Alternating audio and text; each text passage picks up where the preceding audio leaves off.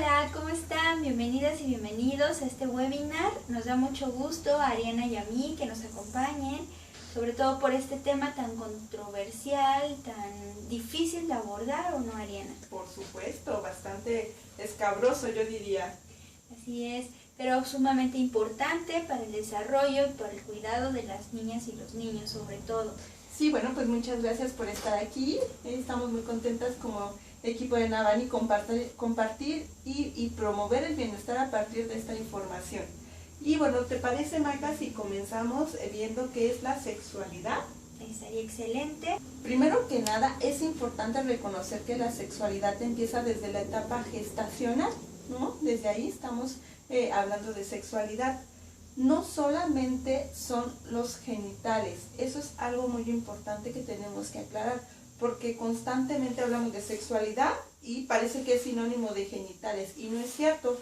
La sexualidad es un proceso continuo de la vida y que habla de los pensamientos, de las emociones, también por supuesto de la personalidad, de las experiencias de cada persona, mujeres y hombres, y nos acompaña desde la infancia hasta la vejez. Así es, y es muy importante también darles la oportunidad a las niñas y los niños de conocer su cuerpo desde que son unos bebés. Nosotras les estamos educando en esta materia, dándoles a conocer sus partes del cuerpo. ¿Cómo lo hacemos? Bueno, al momento de bañarlos, al momento de cambiarles el pañal, al momento de estarles brindando esos cuidados y todo este amor, también les estamos enseñando cómo deben de cuidar su cuerpo y cómo debe de ser tratado su cuerpo, con cuidado, con amor. Entonces es muy importante también que nosotras como personas adultas estemos abiertas a hablar de este tema. Y voy a retomar un poco esto, Magda, que compartes sobre cuando en las actividades cotidianas, en las rutinas del bebé, de la niña o el niño, se puede estar educando, claro, a favor del reconocimiento del cuerpo, al hablar de las partes. Y me detengo en la parte cuando se cambia el pañal. Es normal que los bebés toquen sus genitales, ¿no? De repente se les quita su pañal y vemos que están tocando su pene, están tocando su vulva. Es completamente normal, porque es una parte que casi no, casi no tienen la posibilidad de conocerla y explorarla. Eso se llama exploración. No tiene que ver con ninguna situación de obscenidad.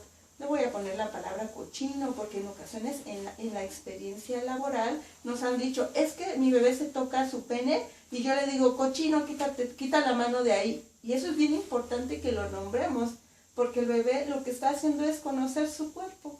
Y una parte de su cuerpo es su pene y es su vulva, los niños y de las niñas.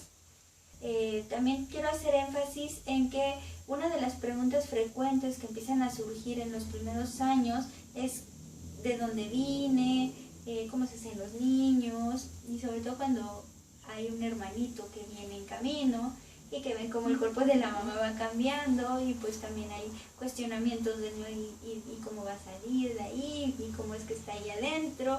Entonces pues cuando también pueden surgir más dudas al respecto.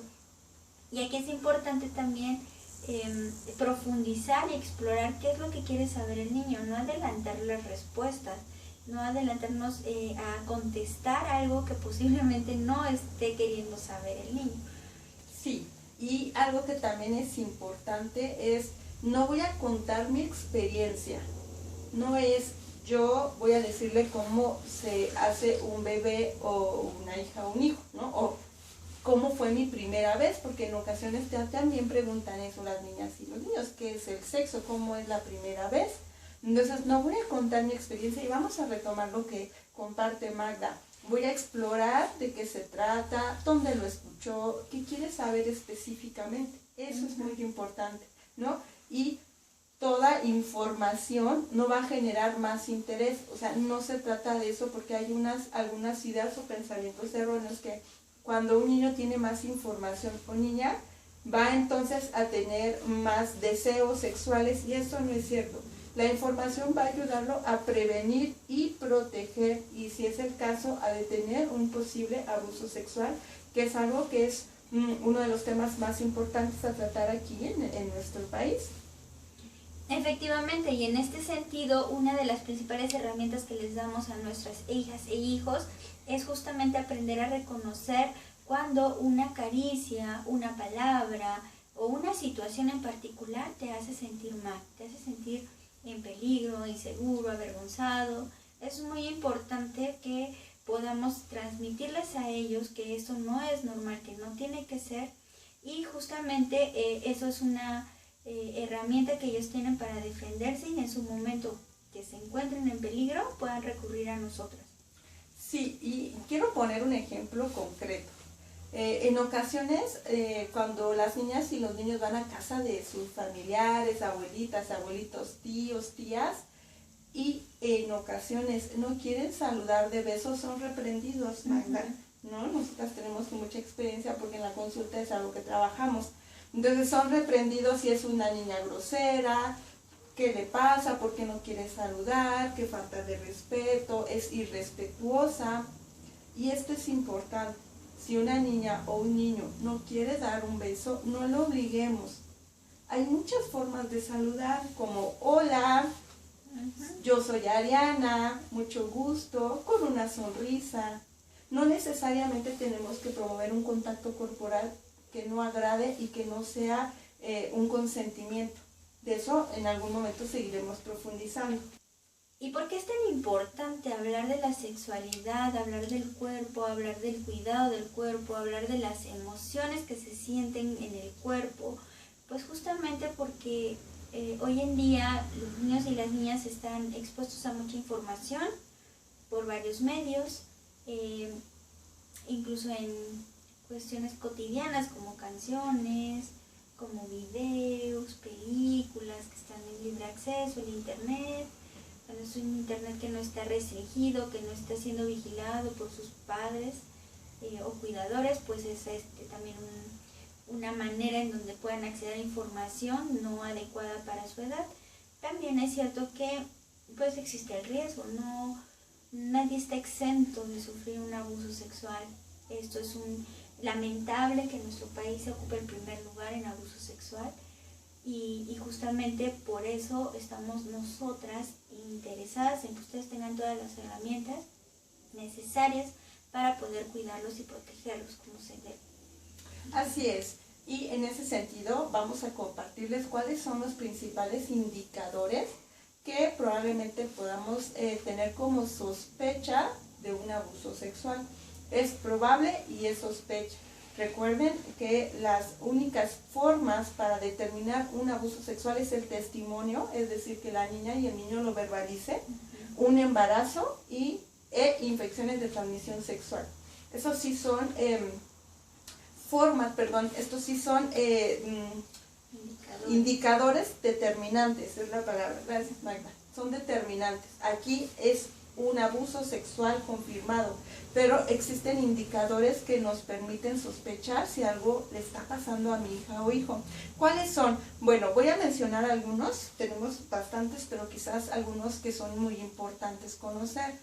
Que la niña o el niño se orine durante el día o durante la noche, ¿no? Eso le llamamos enuresis. Que tenga defecaciones involuntarias, igual de diurnas y nocturnas, eso se llama encopresis. Conductas hipersexualizadas, ¿no? En ocasiones hay niñas y niños que pueden bien subirse la falda o el vestido muy, casi enseñando los genitales o los glúteos o la ropa interior, o los niños que se bajen el pantalón y expongan sus genitales. Esos son indicadores también que van a permitir darnos cuenta de que algo no está bien, ¿no? Que esto no es normal. También conductas de aislamiento o bien agresividad.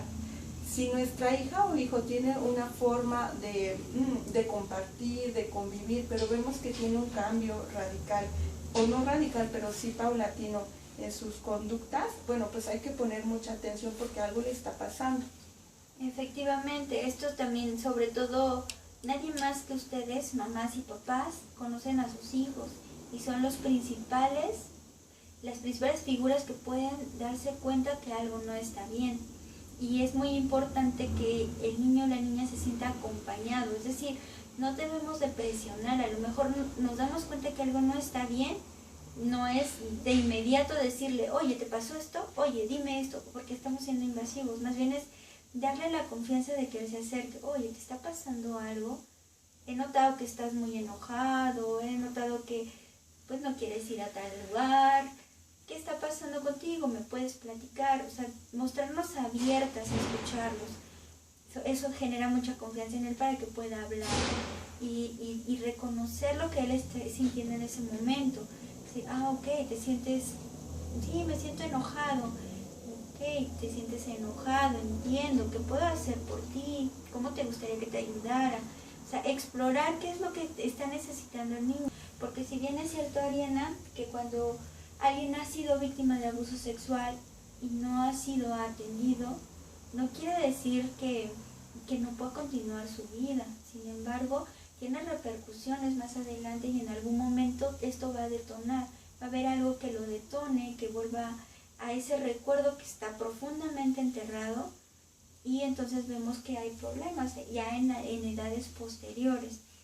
Efectivamente, toda experiencia de abuso sexual genera en las niñas, los niños y en las personas adultas pues situaciones de mucho daño emocional que pueden terminar en alcoholismo, adicciones, prostitución, ¿no? Depresión, personas muy violentas.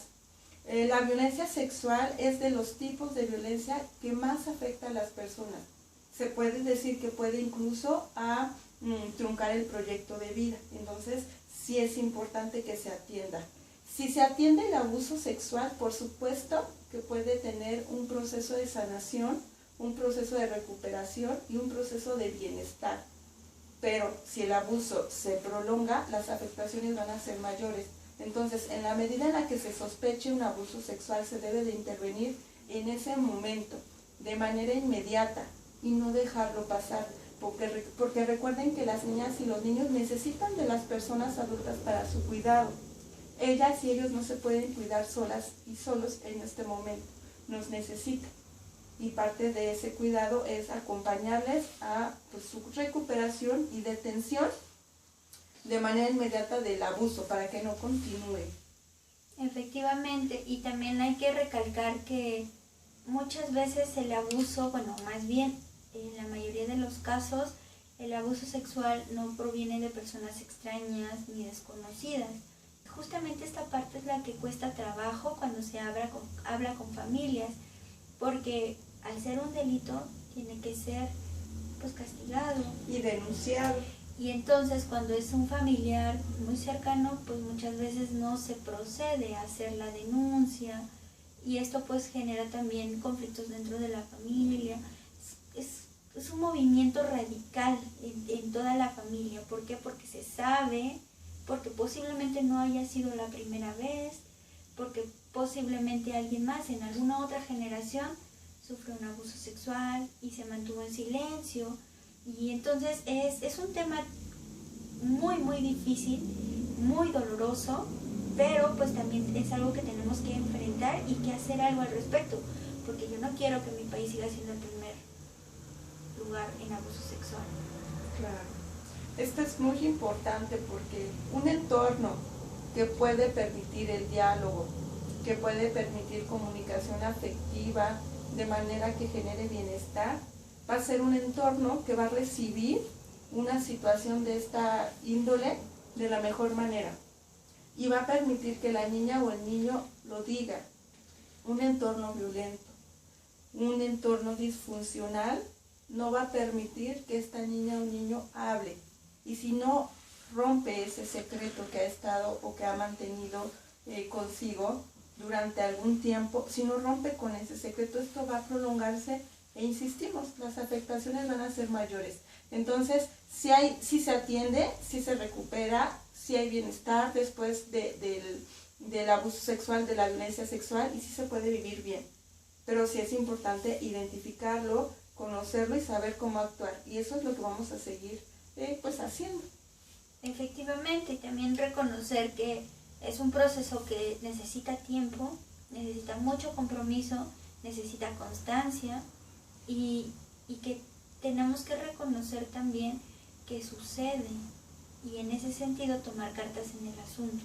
Nadie está exento y tenemos que hacer todo lo posible para prevenirlo. ¿Y cómo lo vamos a prevenir? Pues número 1, primero enseñándoles a nuestros hijos qué es su cuerpo, cómo cuidarlo, cómo amar su cuerpo, identificar cuando está en riesgo, qué personas no me hacen sentir bien, no guardar secretos que lastiman, también enseñarles a nuestros hijos que pueden recurrir a nosotros o a alguna persona de confianza para contarle lo que les está sucediendo, que pueden recibir apoyo profesional, que pueden sanar y que podemos hacer mucho también porque esto no siga sucediendo. Así es. Y también hacer la invitación a las mamás, a los papás, a identificar sus emociones, ¿no? A también reconocer si necesitan un acompañamiento terapéutico, que en nuestra experiencia, la de Magda y la mía, es que todo proceso en el que las niñas y los niños han sido víctimas de violencia sexual y llevan un proceso terapéutico, siempre se recomienda que sus cuidadores, su mamá o su papá, también le acompañen atendiéndose, porque esto genera emociones muy diversas, muy complejas, en ocasiones de mucha culpa, de sentirse responsables, de no haberles cuidado bien, y eso también es parte de un mito, ¿no? Y eso es importante tratarse, porque una mamá y un papá que está bien puede acompañar a su hijo y a su hija, pero una mamá y un papá que no está bien difícilmente va a ser un apoyo, va a ser un sostén para su hija e hijo. Efectivamente. Y bueno, para terminar, para finalizar, quiero resaltar que no hay un prototipo de abusador. Un abusador puede ser hombre, puede ser mujer, puede ser de diferente edad, puede ser una persona cercana, también puede ser un desconocido, y que no hay un perfil para detectar quién es un abusador y quién no. Entonces vamos a enfocarnos en cuidar a nuestros hijos e hijas y a darles las herramientas para que ellos puedan alzar la voz y decir no, para decir esto me está pasando, y entonces evidenciar a esa persona que está causando daño. Así es. Bueno, pues hemos llegado a la parte final. Les agradecemos mucho su tiempo, el tiempo que destinaron para estarnos escuchando, para estarse informando. No es la única vez que nos vamos a ver. Claro que sí, pues muchísimas gracias. Todo el tiempo es importante reconocérselo y esperemos que toda esta información la pongan en práctica y les acompañe en su día a día. Bueno, pues un placer. Nos despedimos con mucho gusto. Ariana y Magdalena. Adiós. Hasta luego.